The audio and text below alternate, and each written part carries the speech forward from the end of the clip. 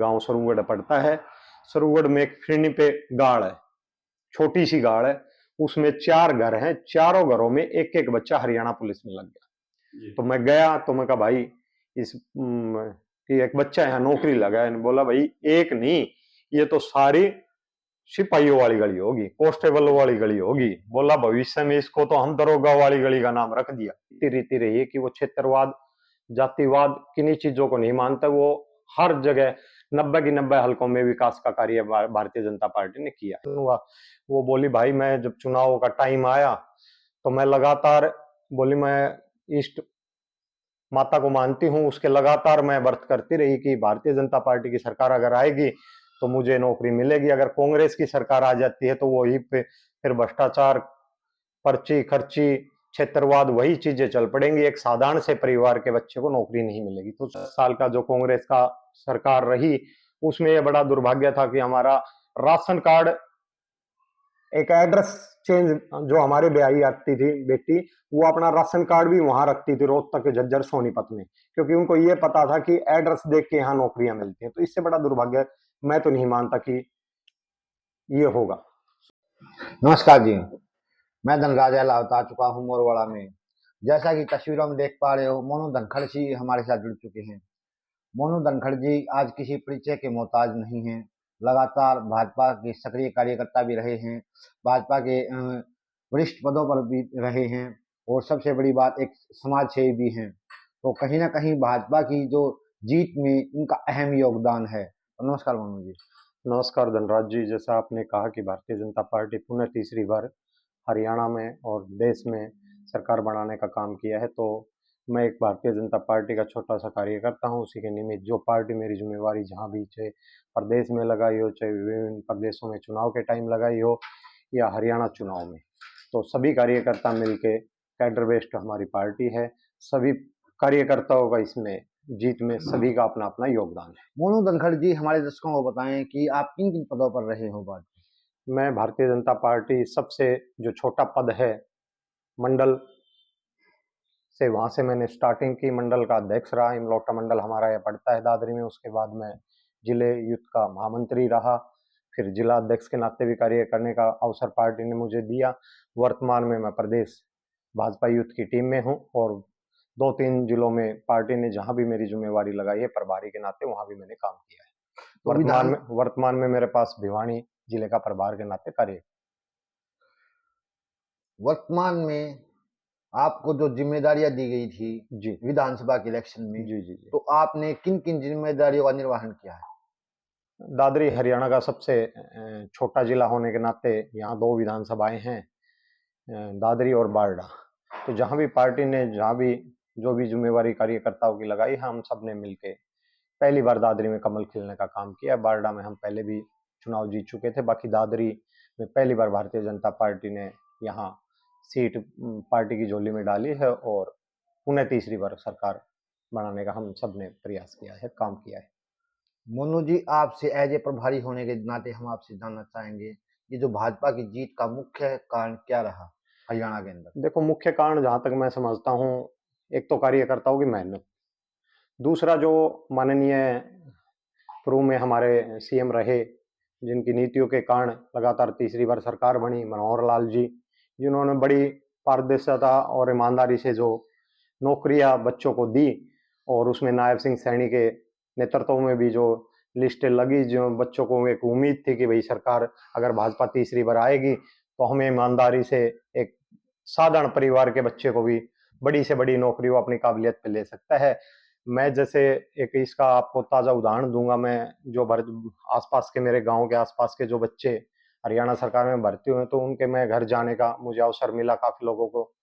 तो कुछ बच्चों ने मुझे बताया कि गांव इमलोटा की घटना मैं बताऊंगा। एक बेटी थी वो हरियाणा पुलिस में जिसका सिलेक्शन हुआ, वो बोली भाई मैं जब चुनाव का टाइम आया तो मैं लगातार बोली मैं इष्ट माता को मानती हूँ, उसके लगातार मैं व्रत करती रही कि भारतीय जनता पार्टी की सरकार अगर आएगी तो मुझे नौकरी मिलेगी। अगर कांग्रेस की सरकार आ जाती है तो वही पे फिर भ्रष्टाचार, पर्ची खर्ची, क्षेत्रवाद, वही चीजें चल पड़ेंगी। एक साधारण से परिवार के बच्चे को नौकरी नहीं मिलेगी। तो जहां मैं युवा होने के नाते जहां तक मैं समझ पाता हूं, जहां तक एक सामाजिक दायरे में हम लोगों में जाते हैं, तो इस बात का पूरा प्रभाव भी है और लोग खुले मन से अब बोलते भी हैं कि हुड्डा साहब के साथ जो थे वो किल की मार थे, और भारतीय जनता पार्टी के जो साथ थे वो थे जिनके गरीब बच्चे परिवारों के जो बच्चे लगे हैं, जो काबिलियत के आधार पर सरकार ने नौकरियां दी हैं, जो बिना क्षेत्रवाद, बिना जातिवाद, बिना किसी भी तरह का जो पहले बोलबाला रहा, कल्चर रहा हरियाणा का राजनीति का,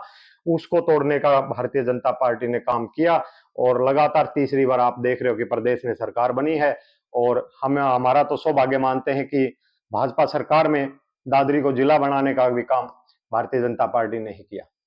मोनू धनखड़ जी, आपने देखा है इन भाजपा का कार्यकाल, जहां एक तरफ किसान आंदोलन भी हुए हैं, जी तो किसानों का समर्थन किस प्रकार प्राप्त किया आप लोगों ने? देखो, बच्चे तो किसानों के घर में भी हैं, नौकरियां तो किसानों के घर में बनी है। वो जो 3 कानून थे वो मैं तो ये मानता हूँ किसानों के लिए अच्छे थे। बाकी कुछ विपक्षीय पार्टी जो हमारे शुभचिंतक साथी रहे हैं विपक्षीय पार्टियों में, वो नहीं चाहते थे कि भारतीय जनता पार्टी पुनः तीसरी बार सरकार बने, चाहे वो मोदी जी की हो, चाहे हरियाणा में भारतीय जनता पार्टी की सरकार हो। तो उन्होंने लोगों को भ्रमित करने का काम किया, और ऐसा कुछ नहीं था कि वो कानून के लोगों के लिए कुछ गलत चीज थी। लेकिन वैसा विपक्ष तो अब भी आरोप लगा रहा है कि नौकरियां तो दी नहीं। यदि नौकरियां दी हैं, सरकारी नौकरी की बात करें, तो सिर्फ ग्रुप डी की दी है, तो क्या कुछ कहना चाहोगे? देखो, मैंने आपको पहले भी बताया था कि दादरी हरियाणा का सबसे छोटा जिला है, और मैं ये मानता हूं कि प्रदेश में ही नहीं अपितु पूरे देश में भी अगर आप डाटा उठा के देखोगे तो दादरी बहुत छोटे जिलों में हमारी काउंटिंग होती है। उसके बाद लगातार 5-7 साल से मैं जज कर रहा हूं। मैं जो बच्चे भर्ती होते हैं उनके घर भी जाता हूं, मिठाई भी दे के आता हूं उनको, और शुभकामनाएं भी दे के आता हूं। पीछे अगर मैं बात करूं, पीछे हमारे गांव का ही एक साधारण से परिवार का बच्चा, फौजी का बच्चा डीसी सिलेक्ट हुआ है, तो आप ये नहीं कह सकते कि भाई छोटी नौकरियां भारतीय जनता पार्टी ने दी। विपक्ष आरोप लगा रहा है। तो मैं उसी का जवाब दे रहा हूं आपको कि मेरा गांव बहुत छोटा है, इस गांव में भी एक आईएएस लगा है। तो आप ये नहीं कह सकते कि वो भ्रमित करने का काम कर रहा है विपक्ष। ऐसा कुछ नहीं है। बहुत छोटा सा गांव है मेरा मोरवाड़ा, मेरे साथ लगता भागी हुई गांव है, उसमें 3 या 4 साल में 2 आईएएस 2 एचएएस लगे हैं। और भी अगर आप दादरी का डाटा उठा के देखोगे अनेक गांव का, और पहले जो लगते थे वो मेट्रो शहरों में बच्चे लगते थे।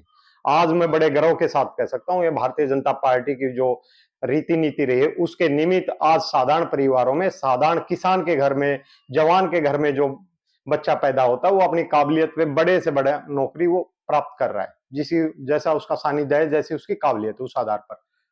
अगर ये वर्तमान में अगर ये सरकार ना होती और ये आज हुड्डा सरकार होती, ऐसा होता, तो क्या ये बढ़ती इसी प्रकार होती? देखो, मैं आपको एक साधारण सा एक उदाहरण देने का पे बात करूंगा। जैसे मेरा जो गांव लगता है वो मोरवाड़ा, इससे अगला गांव पड़ता है हिमलोटा, उससे आगे 2 विधानसभाएं स्टार्ट हो जाते हैं, बेरी झज्जर। तो जो 10 साल कांग्रेस की सरकार रही उसमें मैं ये मानता हूं कि हमारा बड़ा दुर्भाग्य था। आप जो इमलोटा से आगे निकलते ही रोडों की जो दशा दिशा थी वो अलग थी और हमारी अलग थी। उसके भी बाद अगर मैं बात करूं, जैसे मैं जहां मेरी स्टडी हुई यहाँ आसपास के बच्चे झज्जर के भी वहां आते थे, कॉलेजों में बेरी के भी आते थे। तो एक आज वो उस समय जो मिलते थे बच्चे, तो हम पूछते थे भाई आजकल क्या कर रहे हो, तो वो कहते थे भाई हमारी तो गवर्नमेंट जॉब लग गई। मैं कहा भाई कैसे लग गई? बोला भाई हमने तो इंटरव्यू देने गए और हम सिलेक्ट हो गए। तो वो जो पूर्व में प्रदेश की सरकारों ने जो किया, जो राजनीतिक घरानों ने जो किया, मैं तो ये कहूंगा कि हमारे एक देसी कहावत है, मुंह देख के टिक्का करना। उन्होंने एक क्षेत्र देख के टिक्का करने का काम किया। उन्होंने एक काबिलियत को ना देख के, एक अपने पर्सनल वोट बैंक को देख के उन्होंने बच्चों की नौकरी देने का काम किया। मैं पीछे चुनाव में 1-2 जगह मुझे जहां बोलने का अवसर मिला वहां मैंने बोला भी कि जो कांग्रेस की 10 साल का शासन रहा उसमें सबसे बड़ा अगर दुर्भाग्य ये मानेंगे, जो बेटी ब्याही आ जाती है जिस घर में चली जाती है वो उस घर की हो जाती है। तो ये सदियों से एक रीति नीति, ये ताना बाना सामाजिक रहा।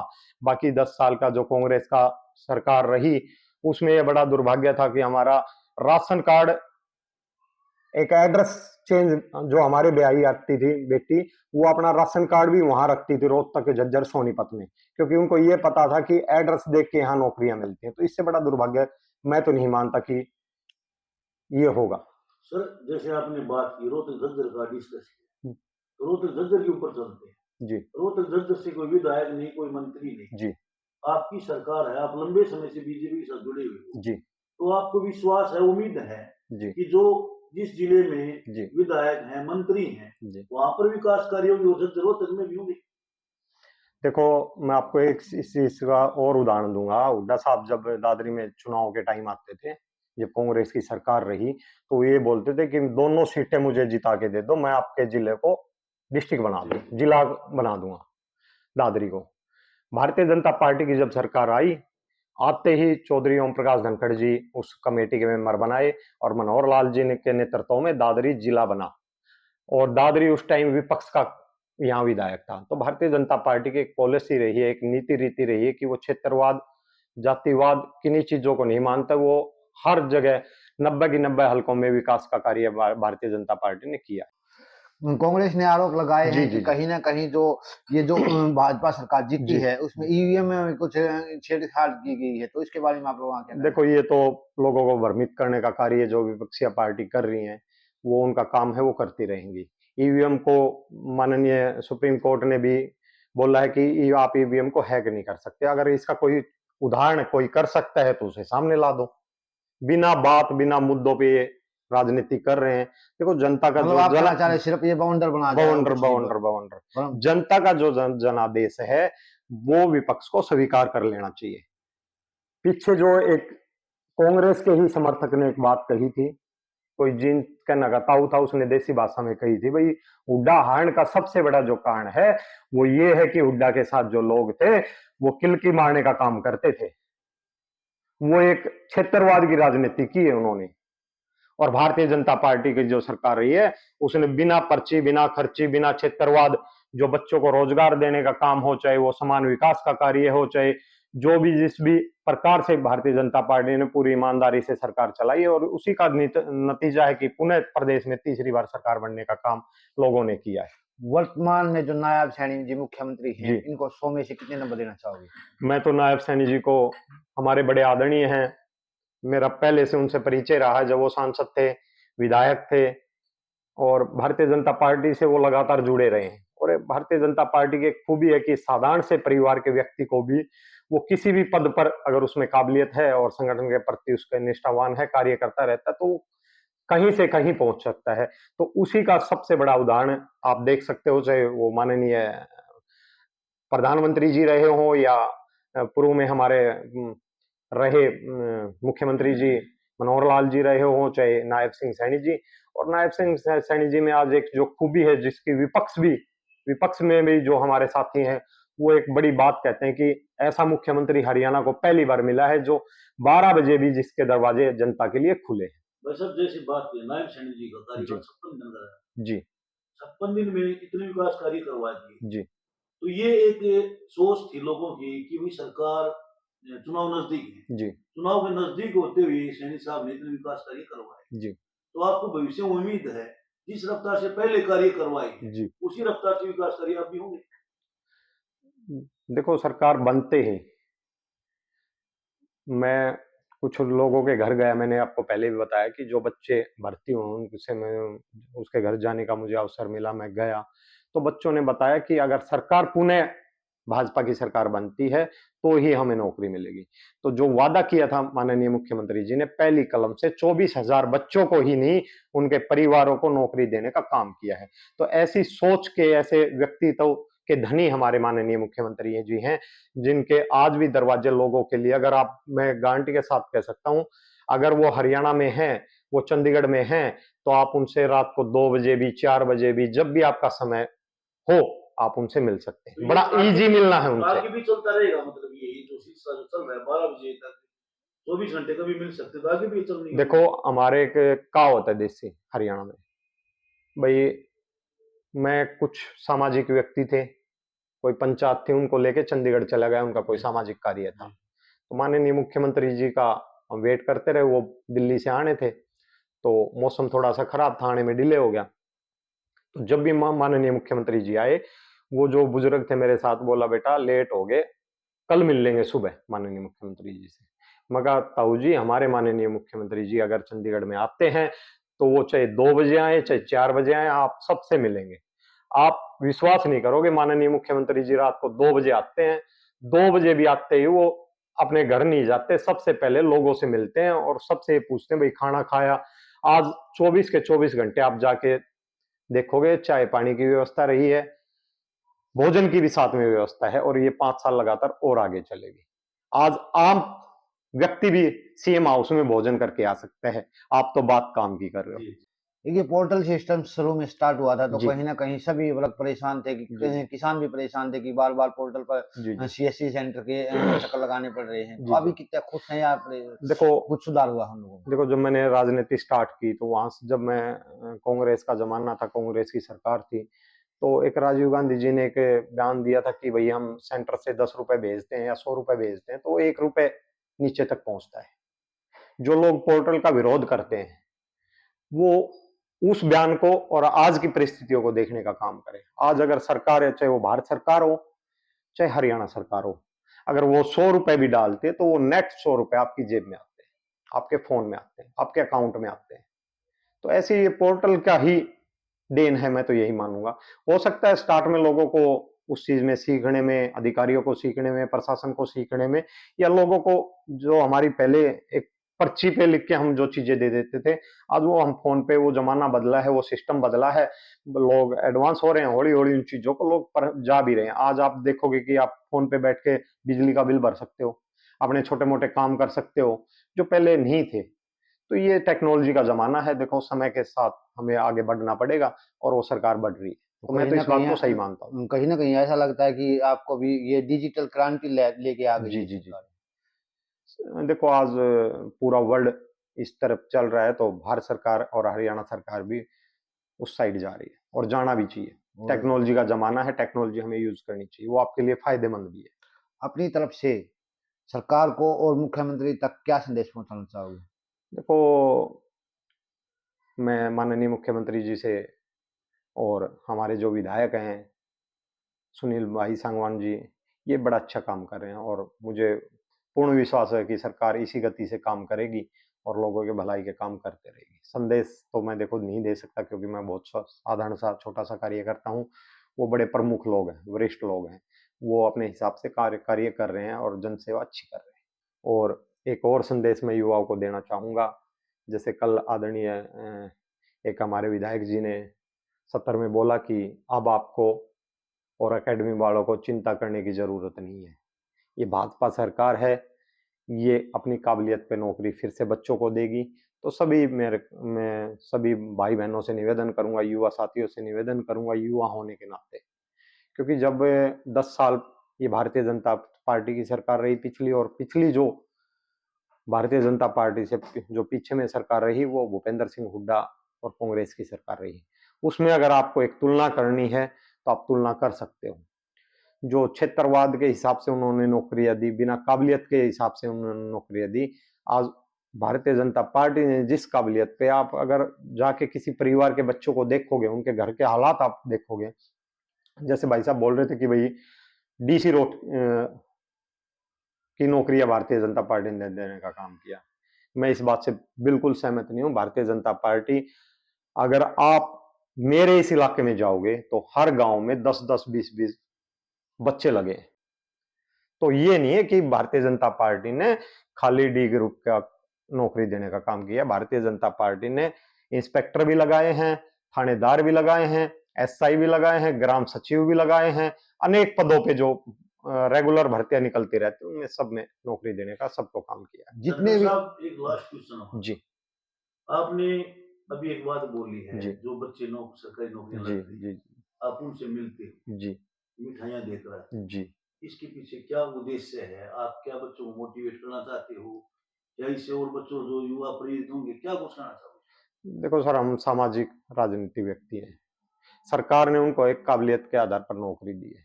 जो पहले नौकरियां मिलती थी वो आपको पता ही है, जी वो या तो बंडल किसी के घर जाते थे तो नौकरियां मिलती थी, या कोई किसी का भाई भतीजावाद होता था तो नौकरियां मिलती थी। तो ये सरकार की एक खूबी है, हमारी सरकार ने काम किया है, तो हम चाहते हैं कि हम इसका प्रचार करें, जी जी उस चीज से और बच्चे भी सीख ले, और तो बच्चों को प्रेरित करने के मोटिव लिए जी जी जी दूसरे बच्चों को प्रेरित करने के जी लिए। जी जी मैं लगातार पहले भी गया हूँ, आगे भी जाता रहूंगा। अब भी इस भर्ती में भी मैं आसपास के जो जहां तक मेरा एक अपना दायरा था उस दायरे तक मैं गया हूँ, हर घर में मैं गया हूँ, जहां जहां बच्चे लगे हैं उन पे सभी परिवारों से 1 घंटा बैठ के मैं बात करके आया हूँ। मैं पूछ के आया हूँ आपकी क्या परिस्थितियां थी, क्या आप सोच सकते थे आपका बच्चा नौकरी लग सकता है? तो लोगों ने मुझे बताया, अपना भाव बताया है, बच्चों ने भी अपना बताया है। मैं आपके सामने उदाहरण दिया था कि इमलोटा में एक परिवार में 3 बेटी हैं, बेटा नहीं है उस घर में, बेटी है। आज वो बड़ा पिताजी बड़े गर्व से, मैं बात कर रहा था उसके आंखों में पानी आ गया। बोला भाई मुझे ये बोलते थे कि आपके घर बेटा नहीं है, 3 बेटियां हैं। बोला मुझे डर लगता था कि बेटियां कामयाब होंगी या नहीं होंगी, कैसा आगे परिवार मिलेगा। आज मुझे खुशी है कि ऐसी सरकार, ऐसे माननीय मुख्यमंत्री नायब सिंह सैनी जी हैं जिन्होंने अपनी कुर्सी लेने से पहले एक साधारण से परिवार 24,000 परिवारों को रोजगार देने का काम किया है। तो इस बात का मैं, भाई पहले जो राजनीति में कहते थे कि ढोल पीटना, हम ढोल तो नहीं पीटते, बाकी जो हमारी खूबी है, जो हमारी सरकार की खूबी है, वो लोगों को बताने का काम कर रहे हैं। बस इतना सा। आप आए, आपने समय दिया, आपके पुनः आपके सभी दर्शकों को मेरा राम राम। जय हिंद, जय भारत। आपका अपना मन्नू धनखड़। धन्यवाद मनोज जी।